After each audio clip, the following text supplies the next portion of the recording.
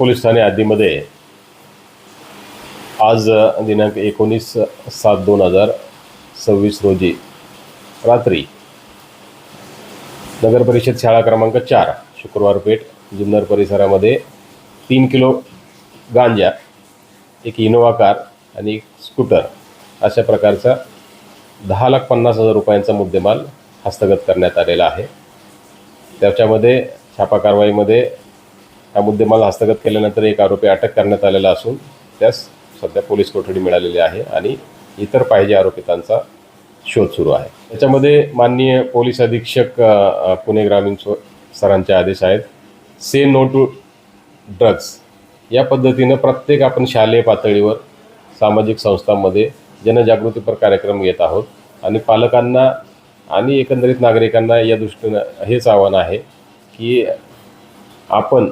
या अशा पद्धतीच्या कुठल्याही प्रकारला थारा दिला नाही पाहिजे आणि जर असे प्रकार आपल्यासमोर कुठे जर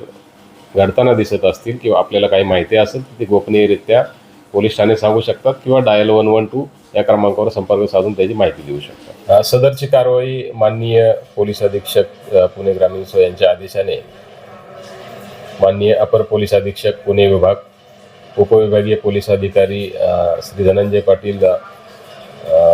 जुन्नर उपविभाग यांच्या मार्गदर्शनाखाली प्रभारी पोलीस निरीक्षक स्वतः मी, सहाय्यक पोलीस निरीक्षक संदीप मोरे, पोलीस हवालदार भालेराव, पोलीस हवालदार हंडे, पोलीस शिपाई सातपुते, पोलीस शिपाई वाघमारे, पोलीस शिपाई पावडे, पोलीस शिपाई केंद्रे, पोलीस शिपाई निर्डे या पथकाने केलेले आहे। आणि याच्यामध्ये उल्लेखनीय अशी बाब आहे की जे रात्रगस्त पथक होतं, पोलीस हवालदार हंडे, पोलीस शिपाई सातपुते